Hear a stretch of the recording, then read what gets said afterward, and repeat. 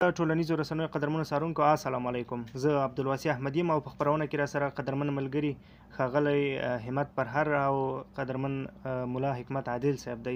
په خپرونه کې په نننۍ خپرونه کې موږ بحث په دې کوو چې نشهیي مواد زموږ د ټولنې د ځوانانو او په عموما کې د ټولې ټولنې لپاره څومره زیانونه لري. د بحث موضوع مو د نشهیي توکو زیانونه او د هغه د مخنیوي لارو چارو په اړه ځانګړې کړې ده. په خپرونه کې را سره عادل صاحب او همت صاحب ملګري دي. عادل صاحب خپرونې ته ښه راغلاست. ډېره زیاته مننه احمدي صاحب. په سر کې خو تاسو ته قدرمن پرهر صاحب ته او د دې خپرونې ټولو لیدونکو ته سلام او نیکې هیله لرم چې د رب العالمین د فضل او کرم په جزیره کې ویاست. ډېره زیاته مننه عادل صاحب. همت صاحب ته هم ستړی مه شئ. ډېره زیاته مننه احمدي صاحب، تاسو ته، عادل صاحب ته، ټولو ملګرو ته، تسل صاحب ته، د دې خپرونې ټولو لیدونکو ته سلامونه، نیکې هیلې او احترامات وړاندې. ډېره زیاته مننه. لومړی خو به دا ډېره ښایي چې لنډ د نشهیي توکو د تعریف په اړه خبرې وکړو. نشهیي توکي که لنډ تعریف ورته وکړو، نشهیي توکي هغه زیانمن مواد دي کوم چې د انسان عقل، بدن او شخصیت خرابوي. او که په عمومي ډول سره علمي تعریف ورته وکړو، نشهیي توکي هغه کیمیاوي یا طبیعي مواد دي چې د انسان پر مرکزي عصبي سیستم اغیز کوي، شعور کموي، ذهن غلی کوي او وخت په وخت د عادت یا اعتیاد لامل ګرځي. او په اسلامي برخه کې هم ډیر حدیثونه د نشهیي موادو په اړه راغلي دي او نشهیي مواد په عموم کې په اسلام کې حرام بلل شوي دي. داسې په خپرونه کې را سره ډیر قدرمن ملګری عادل صاحب دی. د نشهیي توکو په اړوند به له ده نه لنډ معلومات اورو، وروسته راګرځو همت صاحب ته او په نشهیي موادو به انشاءالله پوره بحث کوو. بیا به په وروستیو کې د نشهیي موادو په د مخنیوي په لارو چارو هم خبرې کوو. عادل صاحب مهرباني وکړئ ملګري دې غږ اوري. په سر کې خو باید ووایو چې نشهیي توکي هغه مواد دي لکه څنګه ستا مخکې ویلې چې هغه د انسان په عصبي سیستم، همدارنګه په ذهني او رواني سیستم مستقیما بد اغیز کوي. البته د یادونه باید وشي چې بد اغیز پرې کوي. نو انسان بالاخره له ټولنې نه، انسان له بالاخره له پرمختګ نه، انسان له هدف نه، حتی انسان کولی شي له اخلاقیاتو او له اسلامیاتو نه بهر وباسي. یعنی په عموم کې که ووایو دغه نشهیي مواد یو داسې پدیده ده، یو داسې یو څه دی چې انسان له هرې نګاه نه منحرف کوي او له لارې یې باسي. عادل صاحب په خبرو کې مې یادونه وکړه چې نشهیي مواد یو بد اغیز دی. دلته یو تعریف دا هم شوی چې نشهیي مواد په لومړیو کې خوند لري او انسان ته یو ډول آرامښت ورکوي او وروسته دغه آرامښت د دې باعث ګرځي چې دغه انسان ته ډیر بد اغیز ورکړي. بالکل داسې عموم کې دا ډېر علتونه لري که نه چې لومړي سر کې دا یو خوندور څه ښکاري خلکو ته یا هغه کسانو ته چې پرې اوږدې کېږي. په لومړي سر کې ډېر ښایسته معرفي کېږي، د انسان ذهن ته ډېر جذاب معرفي کېږي، ډېر عمده دلایل لري. یو خو داسې مثلا په ټولنه کې نور خلک د موږ مشران، د موږ هغه قشر چې موږ ورنه متاثره کېږو، هغه خلک که د فخر په ډول، د افتخار په ډول یا د ویاړ په ډول باندې د هغه کسانو تر مخ چې هغه تر تاثیر لاندې دوی راځي، دوی تر استعمال کې په ویاړ باندې، د ویاړ په رقم باندې استعمال کې، نو طبعا هغوی تر تاثیر لاندې راځي او لومړی وخت کې ورته لذت بخشه دي. او بل داسې د انسان یا د عموما د ځوان دا ذهن چې د کنجکاو دا غواړي چې هر څه وازمایي.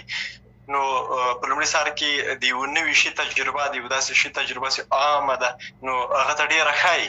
هغه کس ته چې دغه په اعتیاد معتاد کېږي، هغه ته لومړی وختونو کې لذت بخشه ده، خو وروسته هم کله چې په دغه باندې درد راځي یا هغه د ځورېدو حالت راځي، وروسته هم د یو څه لاندې مودې لپاره، د شارټ مودې لپاره دې ته لذت بخشي، یعنې لذت ته یې ولي او همدارنګه خوښۍ ته یې ولي، کاذبې خوښۍ ته یې ولي او ورو ورو په دې باندې اعتیاد کېږي او بالاخره بدن ته ډېر ناوړه عواقب لري. بالکل. ډیره مننه عادل صاحب. همت صاحب له تا نه هم لنډ نظر اورو بیرته راګرځو عادل صاحب ته.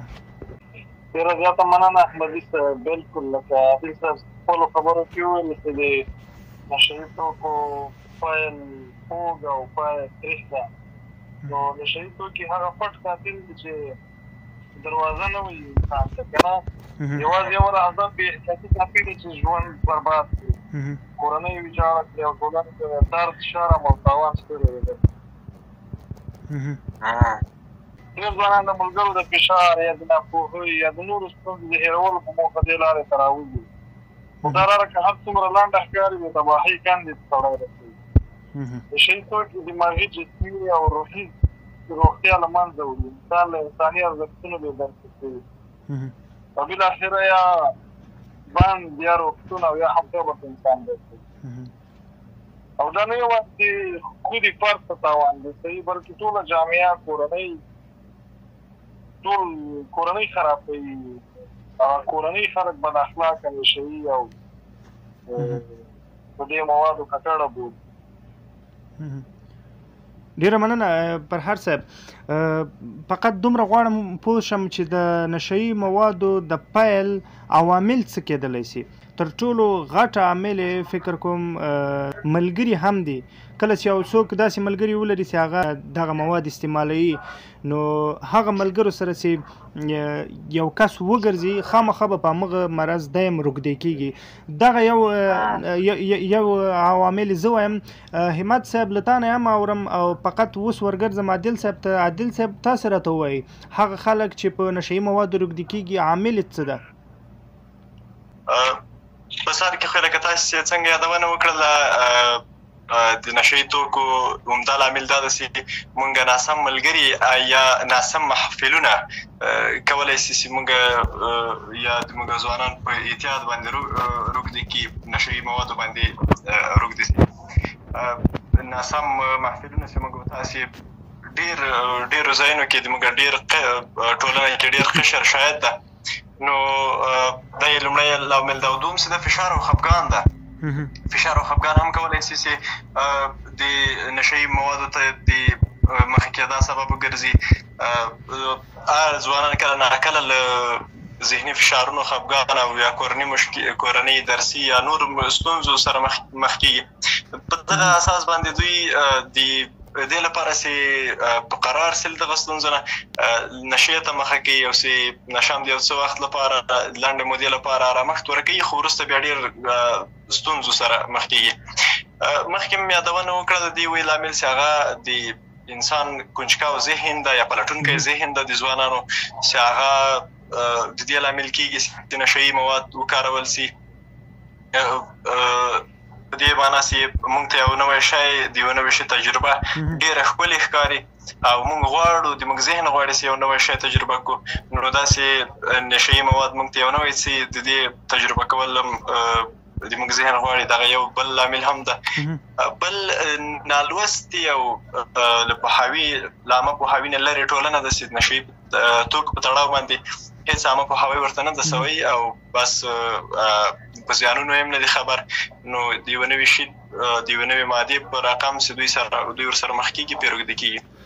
کورنۍ ستونزې هم همداسې رول لري. همدارنګه تش ژوند یا مثلا بې هدفه ژوند چې موږ او تاسې اکثره ځوانان هېڅ هدف نه لري، نو انحراف ته ځي بالاخره په نشه یي موادو باندې اخته کېږي او روږدي کېږي. بل څه ده غلطې ارزوګانې یا مثلا موږ او تاسې غلط ارزو لرو یا موږ ته غلط راښودل سوي چې نشه یي توکي موږ ته ډېر ښه راښودل سوي، ښه معرفي سوي دي د ځینو فلمونو لخوا، میډیا کې یا د ځینو اکټرانو لخوا موږ ته ډېر ښه معرفي سوي دي. نو دغه یو بل لامل کېدای شي چې موږ مخکې مې یادونه وکړه چې د موږ مشران او هغه خلک چې موږ تر تاثیر لاندې راځو هغوی په فخر باندې وکاروي، نو دغه فخر د موږ هم تاثیر لاندې راولي چې موږ هم بیا روږدي شو. ډېره زیاته مننه عادل صاحب. په ټوله کې د عادل صاحب هغه عوامل چې بیان کړل هغه عوامل دا و چې لومړی ناسم محفلونه دي. واقعیت هم کله چې موږ له خپلو ورونو نه له خپلو کورنۍ له غړو نه خبر نه یو، دوی په هر ډول محفلونو کې برخه اخلي. هلته هغه محفل اوس داسې یو ځای د هغې کې هر رقم خلک فو او منطقي خلک پکې موجود دي، د ټولنې هغه بد وګړي چې په نشه یي توکو اخته وي دوی پکې موجود دي. نو اغیزمن کېږي له محفل نه وروسته دی هم په دغه مصیبت باندې اخته کېږي. دوم عادل صاحب یادونه دې وکړه فشار او خفګان یې لامل ده. بلکل ځینې وخت ما خلک لیدلي دي په خپله چې د کورنۍ ستونزې یا فشارونو له امله په دې مرض اخته سوي دي. یادونه دي د ذهن کمزوري وکړه چې د دوی ذهنونه کمزوري جوړ د هغې لپاره د نوي شي تجربه ورته ښکلي. دا هم یو ډېر ښه ټکي ته تا اشاره وکړه چې تر ټولو مهم عوامل هم همدا کېدای شي چې دوی ته د یو نوي شي تجربه ډېر خوند ورکوي. لکه ما یو وخت نوی موټر زده کوو، کله ما چې نوی موټر زده کوو دغه موټر چلول به ما ته ډېر لذت بخش او ډېر خوند به یې راکوه، ډېر په مینه به مې چلوه.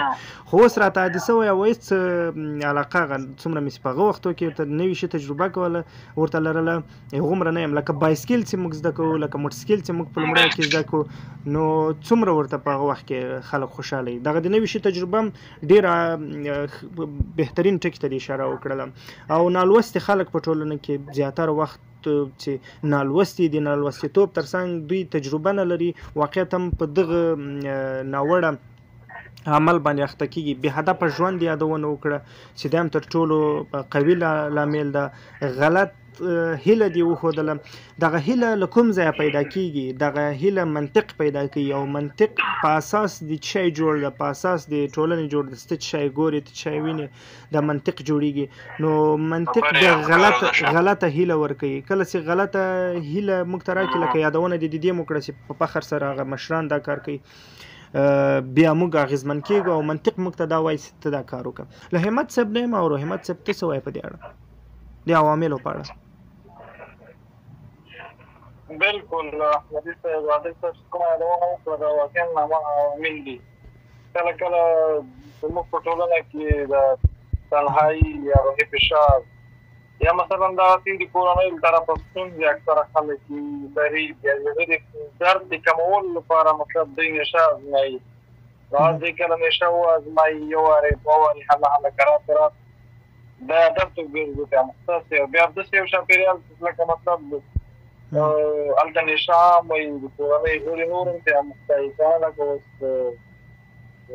سګرټو نه یا له نسوارو نه یا له دې شیانو نه پورته دا نور نشه هم خلکو ته عادي ښکارېږي چې شروع کوي اخر معتاد ګرځي. نو ډېرې ستونزې چې دي د دوستانو له لاسه مطلب د یو ملګرو له لاسه خلک مشترکات ورته کېږي، د هغو له لاسه خلک رامنځته کېږي، د کورنۍ ستونزو له لاسه، د اضطراب له لاسه، د عامه پوهاوي د نشتون له لاسه، همداسې د ټولنیز فشار له لاسه. دا ټول هغه عوامل دي چې مثلا یو انسان په نشه باندې رامنځته کوي. بلکل ډېره زیاته مننه. عادل صاحب که دا راته وایي چې په فزیکي بخش کې د انسان په بدن دغه نشه یي مواد څومره تاثیر کوي؟ لکه څنګه چې په مخکې ویل چې په رواني لحاظ باندې په انسان باندې نشه یي مواد تاثیر کوي، دغه رقم په فزیکي لحاظ باندې هم که وګورو انسان زر ستړی کېږي، انسان قضاوت کې زر قضاوت کوي، همدارنګه ځینې داسې ستونزې ورته پېښېږي چې مثلا سږو ته ډېر سخت تکلیف رسوي، د غاښونو سرطان پېښېږي، د سږو سرطان پېښېږي، همدارنګه ششونه زوبلېږي.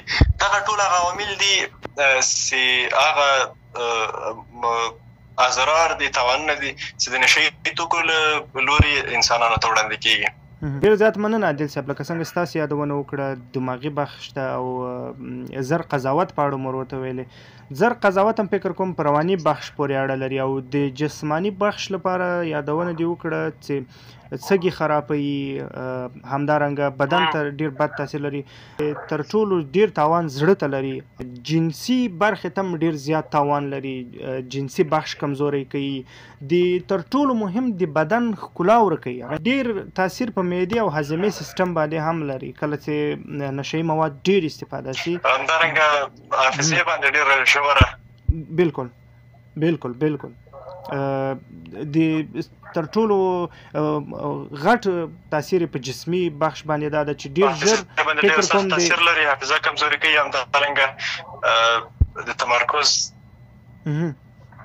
تر ټولو قوي هغه کوم زیان چې ده زه فکر کوم د سرطان ناروغي هم ډیر زر انسان ته ورچي. نه یوازې یو غړی سرطان کیږي بلکې د نشهیي توکو په اثر د خولې سرطان، د غاښونو سرطان، همدارنګه د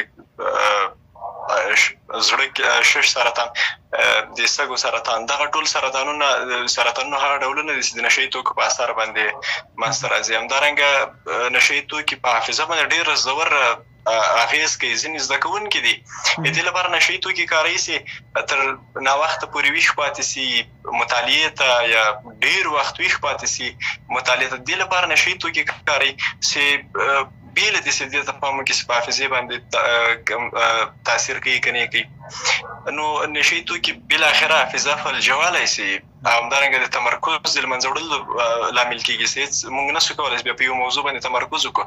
کله چې موږ کتاب وایو نو سوچونه به ډېرو نورو جویو ته ځي، لکه یو مرغۍ شکل ورنه جوړېږي، موږ له تمرکز نه کله به په یو شاخ ناست دي، کله په بل شاخ، کله په بل شاخ. نو نشهیي توکي په هم کې د ډېرو عمیقو او د ډېرو مغلقو ستونزو لامل ګرځي په فزیکي لحاظ هم. بالکل ډېر زیاته مننه عادل صاحب، خدای دې خیر درکړي چې ډېر عالي معلومات دې راسره شریک کړل. زه منتظر وم پوښتنې ته زه راورسېږم. ما سره په دې برخه کې پوښتنه ده، هغه خلک چې په نشهیي موادو باندې روږدي دي، هغه خلک ټولنه هغه سړي ته په کوم نظر ګوري؟ ټولنه هغه سړی څنګه ارزوي؟ زه غواړم چې لومړی همت صاحب په دې اړه راسره ووایي. هغه خلک چې په نشهیي موادو اخته دي، ټولنه هغه خلکو ته په کوم نظر ګوري؟ نو دا خو احمدي صاحب موږ تاسو سترګو باندې لیدلي چې ټولنه کې له ټولو نه لوېدلي خلک دي. نو څوک هغه حتی د انسانیت په نظر باندې نه ګوري او یو تعامل نه ورسره کوي. په دې کې وختونه دا همداسې مثلا د هغو سره باید چلند ونه سي، تحقیري چلند ورسره ونه سي. اصلا چې باید د هغو سره داسې یو چلند وشي چې هغه دې لارې نه راوګرځول سي، عامه پوهاوی ورکول سي، لاس ورکول سي، د هر درس تر شا یوه ستونزه وي چې مثلا دلته دا درس پیښ شوی، دا کار څه شروع کړی، حتما د یوې ستونزې له لاسه دا کار شروع کړی. په لومړیو کې سړی پام وکړي چې د ستونزه حل کېږي، یا ملګري یا دوستان عامه پوهاوی ورکړي، نصیحت ورته وکړي، یا مثلا تداوي پرې وکړي، راګرځېدلی هم شي. خو دلته ستونزه دا ده په افغانستان کې خصوصا چې کله څوک په دې لاره باندې روان شي، تر ډېره پورې خلک فکر نه پرې کوي، راګرځوي، کله دې حالت ته ورسېږي چې بالکل چوکاټ وو غنا باید بیا مثلا په باندې ډېره مننه همت صاحب.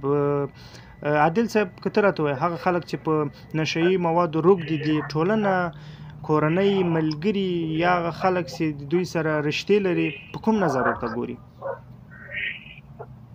احمدي صاحب د دې چلندونو په منفي اړخ او په مثبت اړخ به بیا وروسته وغږېږو. خو په لومړي سر کې چې ټولنه کوم چلند کوي له دې وګړو سره، هغه دا ده چې دوی ته سپک او تحقیري چلند ورسره کېږي، ډېر سپکاوی ورته کېږي. مثلا د خلکو نه خوښېږي، په سپکو نومونو ورته غږ کول کېږي، د جرمونو سرچینه دوی بلل کېږي. کله چې په جرم وسي له ټول نه مخکې همدغه سړی د ټولو خلکو ذهن ته ورځي. په دې موضوع ته راځم، ملانډې پرې وهل کېږي، همدارنګه له ځانه لرې ساتل کېږي. دوه موضوع داسې بې باوري به رامنځته کېږي. هېڅ کله په یو معتاد شخص باندې هېڅوک باور نه کوي، حتی خپله کورنۍ، حتی خپل ورور، حتی خپل پلار اعتماد نه پرې کوي. او همدارنګه څنګه چې تاسې ویلي چې لومړی کوم جرم کېږي په ټولنه کې، هغه معتاد کسان راټولېږي چې په دې نشهیي توکو باندې روږد دي. لومړی حساب په کتاب له دې نه کېږي. پرته له دې چې څوک پوښتنه وکړي چې یا کوم ثبوت ولري چې دوی پکې ښکیل دي که نه دي ښکیل لومړی ورنه پوښتنه کېږي یا لومړی مجازات کېږي. درېیم موضوع دا ده چې اجتماعي پرېکون رامنځته کېږي، کورنۍ، دوستان، کلیوال، ښه ملګري د ډېر غټ عیب لرونکي په سترګو باندې دغه شخص ته ګوري او بالاخره اړیکې ورسره پرې کوي، ورنه لرې کېږي. څلورم موضوع دا چې کار نه ورکول کېږي او همدارنګه نکاح نه ورکول کېږي. هېڅوک یو معتاد شخص ته خپل کار نه سپاري، خپلې چارې نه ورته سپاري او همدارنګه هېڅوک خپله لور یا خور یا خپله دغه لور و خور نه غواړي یو معتاد شخص ته واده شي. بلکل. نو دغه هغه لوی تاوانونه دي چې هغه چلندونه دي چې معتاد شخص سره کېږي. بلکل. ډېره زیاته مننه عادل صاحب. واقعیت ښو خبرو ته مو اشاره وکړم. دغه چلندونه چې ټولنه له روږدي کس سره کوي دغه څومره زیانونه لري؟ بالخصوص په روږد شخص باندې دغه چلندونه ډېر سخت آثار پرې باسي. مثلا روږد کس چې موږ کله ملنډې پرې وهو په بدو نومونو یا د روږدي کس له ټولنې بېزاره کېږي، بالاخره یوازیتوب اختیاروي او په یوازیتوب کې نور هم عمیق نشهیي توکو ته ورداخلېږي او بل خبر د ځان بې ارزښته ګڼي، داسې فکر کوي چې هېڅوک ده ته اړتیا نه لري یا دا هېچ چا ته اړتیا نه لري، صرف نشهیي توکي پوسه او دا یې پویزه. دغسې یو حالت رامنځته کېږي چې بالاخره بیا هم نسو کولی چې په هغه نشهیي توکو باندې روږد کس موږ له نشې نه راوړو. همدارنګه په ځان باندې اعتماد ختمېږي، په نورو خلکو اعتماد ختمېږي، حتی په الله جل جلاله باندې د دې خلکو اعتماد ختمېږي چې الله جل جلاله هم که وایي که نه، موږ یو ویډیو هم داسې مخکې په خبره جوړه کړې وه چې که الله جل جلاله وایي داسې حالت به نه رامنځته کېده. نو بیرته له نشهیي توکو نسي راګرځېدلی. که دغسې یو چلند موږ ورسره کوو، دغه روږد شخص بیرته له نشهیي توکو نسي راګرځېدلی، نه یې سو راګرځولی، یعنې درملنه نه کېږي. په عموم کې باید له یو روږد شخص سره، له یو معتاد شخص سره داسې یو چلند باید وسي لکه د یو مریض په شکل، لکه څنګه چې د یو مریض مراقبت کېږي داسې مراقبت یې وسي. دې پوښتنې ته راځم عادل صاحب، خو لومړی غواړم له همت صاحب نه واورم چې کورنۍ څه ډول چلند باید له یو روږد کس سره وکړي، کوم احتیاط باندې چې اخته یې په دغه مرض باندې اخته یې، یوه کورنۍ څنګه باید د خپل د کورنۍ له غړي سره داسې چلند وکړي چې دغه روږدی کس رامنې کړي یا ترې وګرځي د دغه لارې نه؟ احمدي صاحب، روږدي کسان اصلا د شفقت وړ دي، دوی باید تحقیر نه شي. له هغو ستونزو او دردونو او فشارونو چې دوی کړي د هغو پلټنه باید وشي. مثلا د کورنۍ لخوا د هغو پلټنه وشي. دی د نشې ته تللی دی، د عادت ته تللی دی، دی ولې تللی دی؟ د درملنې لارې چارې ورته وکتل شي او ده ته مثلا د یو مجرم په سترګه ونه کتل شي. ډېره مننه. مطلب په ټوله کې ستا نظر دا و چې دوی ته سره باید سالم، آرام او ښه چلند وسي، د دوی ستونزې واورېدل سي او د ستونزې اورېدو لپاره د دوی د ستونزو په اړه ورسره مرسته وکړي. ځینې وخت کورنۍ یو ځوان دې ته مجبوره کړي دی په نشهیي توکو باندې روږدی سي. عادل صاحب، له تا غواړم واورم چې د استاد او ښوونځي رول په دې کې څه ده، تر څو ځوانانو ته عامه پوهاوی ورکړي، یا هغه ځوانان چې په دې ناوړه عمل باندې روږدي دي، د ښوونځي او د استاد رول څه ده؟ احمدي صاحب، د موږ په ټولنه کې د استاد رول 100% نسي ونیسو، 90% د استاد رول ده. ځکه د موږ اکثره کورنۍ داسې دي چې خپل زوی ښوونځي ته ولېږي او نور دوی خپل مکلفیات خلاص کړي چې موږ نور مکلفیات د دې په قبال کې نه لرو.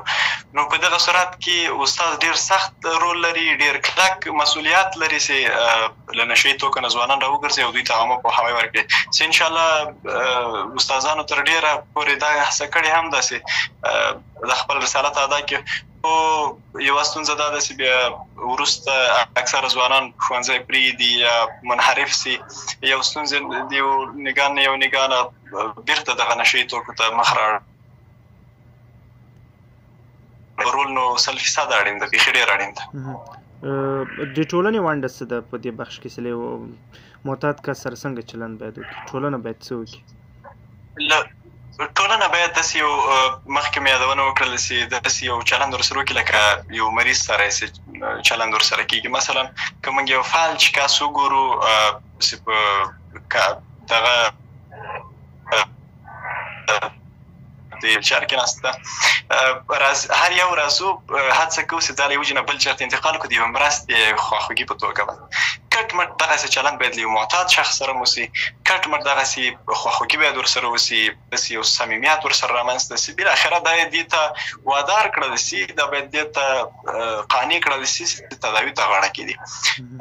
له هغه نه وروسته هغه د تداوي کوم مراحل چې دي چې انشاءالله په راتلونکي بحث کې به خبرې پرې وکړو، هغه ته غاړه کېږدي او عادي تداوي پروسه پیل شي. په ټوله کې دیني بخش خلک چې په دیني زده کړې کړي په ټولنه کې، مطلب په خلکو په منځ نه راجګ سي، د هغوی رول څومره مهم ده چې دغه خلکو ته دیني لارښوونې وکړي، دغه خلکو ته د نشهیي موادو پر ضد خبرې وکړي. حتی په ټوله کې د جمعې په ورځ په کله چې ملا صاحب راجګېږي تقریر کوي، هغوی ته په کار څومره ده چې دغه خلکو ته په دغه بخش کې خبرې وکړي، وغږېږي، او د دې اړتیا څومره ده زموږ په ټولنه کې؟ افغاني ټولنه داسې یوه ټولنه ده چې هر تحول راغلی د مذهبي مسیرانو لخوا، د مذهبي مسیرانو په ویلو راغلی ده. د افغاني ټولنه یو مذهبي ټولنه ده، نو د دوی خبره تر ټولو ډېر زور اغېز ښندي په ټولنه باندې، په ځوانانو باندې. که چېرې د جمعې په خطبو کې همدارنګه د عامو مدارسو کې یا عامو مجلسونو کې یا تبلیغ جماعت لخوا نه د نشهیي موادو په تړاو عامه پوهاوی اوس د ډېر اغېزمن سي. خو متاسفانه باید ووایم چې د افغانستان اکثره علما اکثره خطیبان چې دغه د خطبې او دغه د جماعت مایک دوی په اختیار کې ده، هغه په داسې موضوعاتو باندې خبرې کوي چې هغه خو له سره ضروري نه وي، یا که ضروري هم وي ټول عام خلک په پوهېږي. نو خدای دې وکړي چې دغه برخې ته یې پام راواوړي او له دې نه وروسته په دغه برخه باندې کار وکړي. د میډیا او ټولنیزو رسنیو رول هم په نشهیي موادو په مخنیوي کې ډېر مهم ده.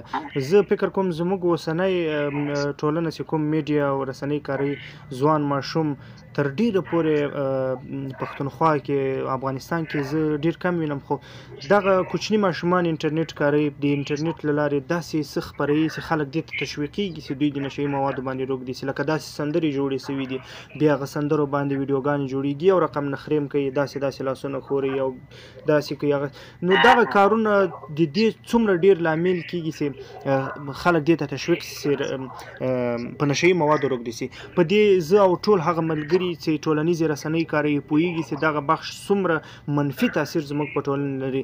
که یې راته ووایه چې دغه رسنیو رول څومره ده په مثبته برخه کې، البته چې مثبت څومره رول لري، لکه ټولنه مو یادونه وکړه چې ټولنه څنګه رول لري، کورنۍ کوم رول لري، استاد او ښوونځی څومره رول لري، په ټولنیزو رسنیو کې د خلکو مسؤلیت څومره ده چې د دغه مخنیوي په خاطر یې وکړي.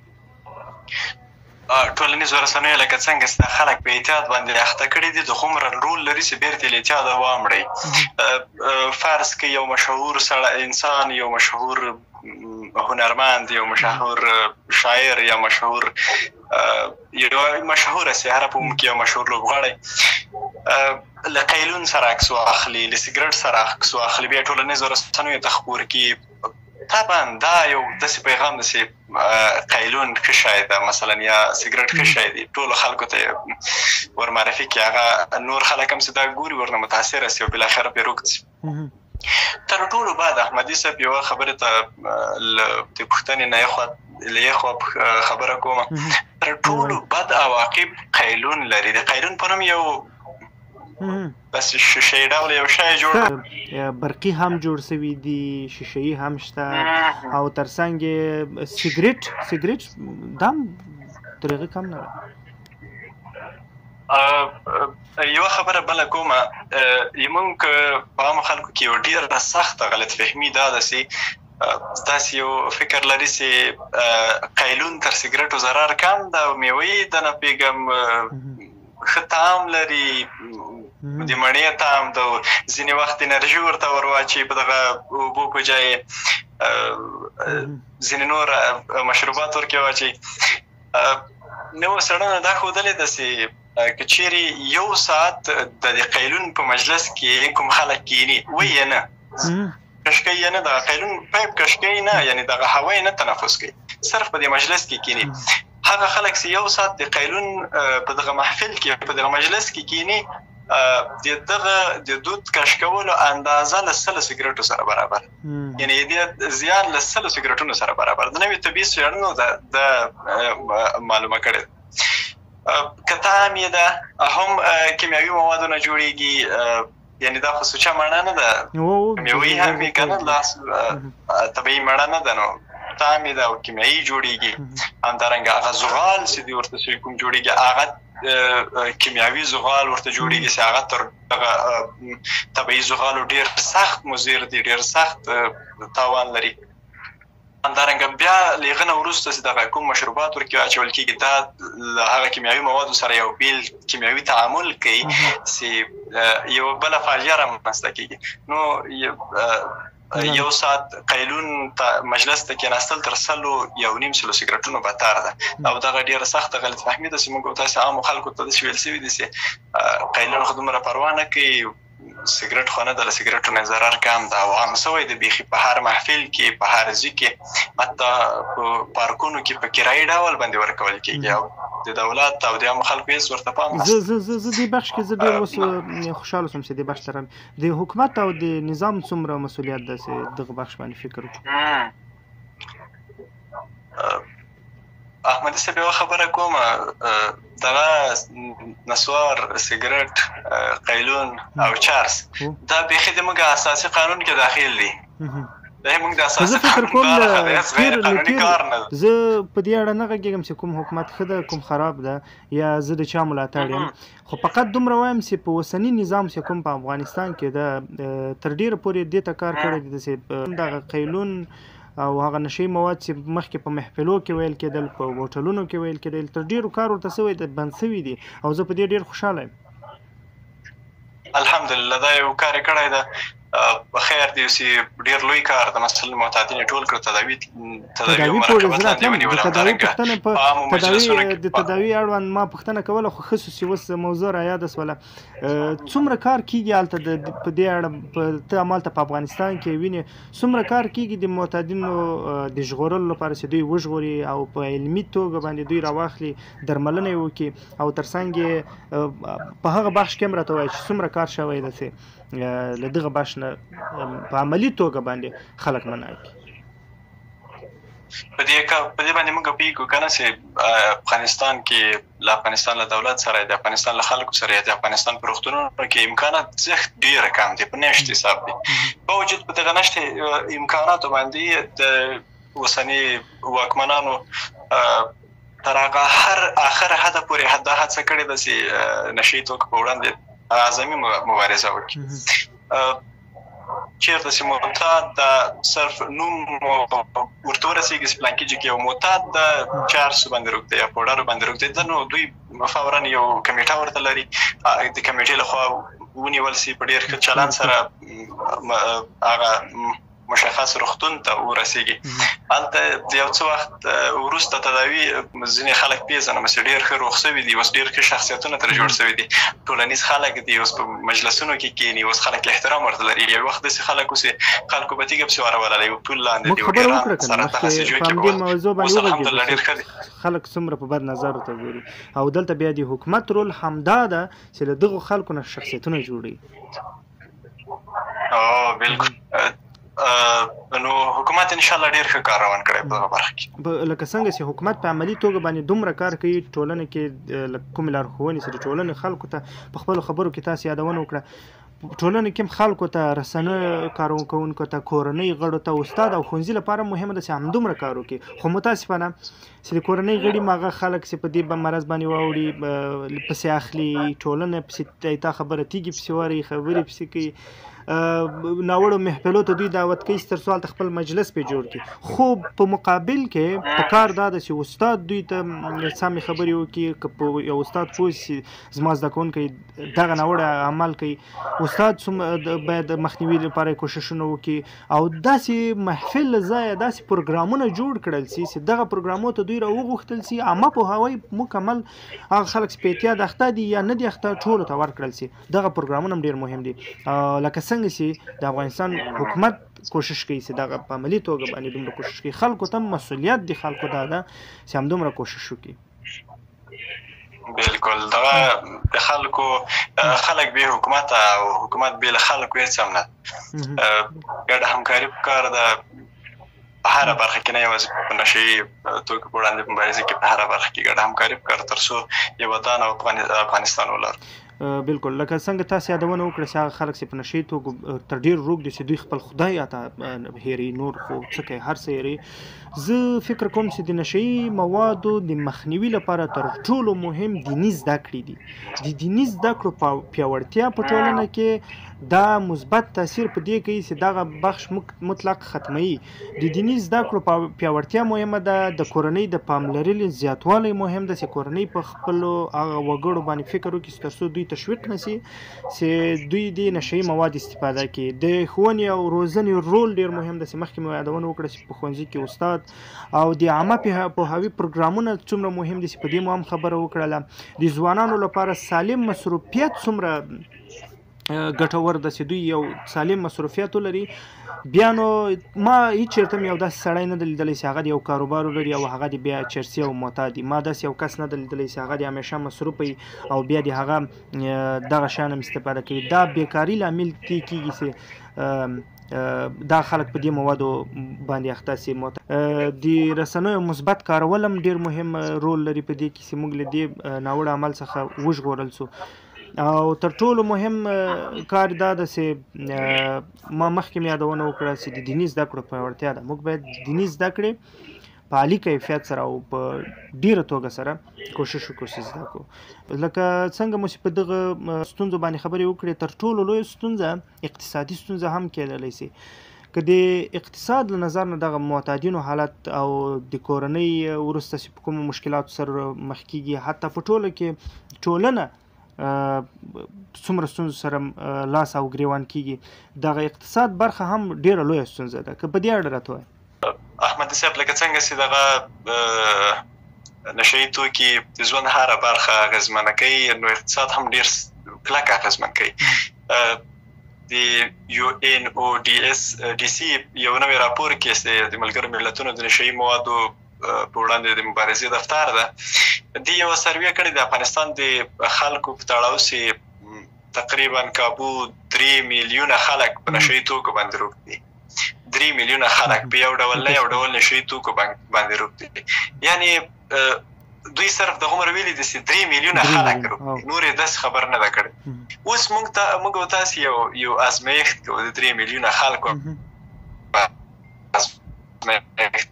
حدی صاحب که هر ورځ حد اقل 50 افغانۍ په احتیاط باندې مصرف کړي، صرف 50 افغانۍ یو نفر، یو کس په نشهیي توکو روږ ته 50 افغانۍ دي، حساب 1500 افغانۍ کېږي. همداسې به انشاءالله 1500 افغانۍ کېږي. دغه 1500 افغانۍ که موږ د کال راواخلو 18,000 افغانۍ کېږي چې د یوې کورنۍ روغتیایي ستونزې حد اقل پې حل کېږي. خوراکي حل نه شي، روغتیایي ستونزې حل کېږي، د ناروغانو درملنه پې کېږي، ناروغانو ته درمل پې کېږي، دغه ستونزې حل کېږي.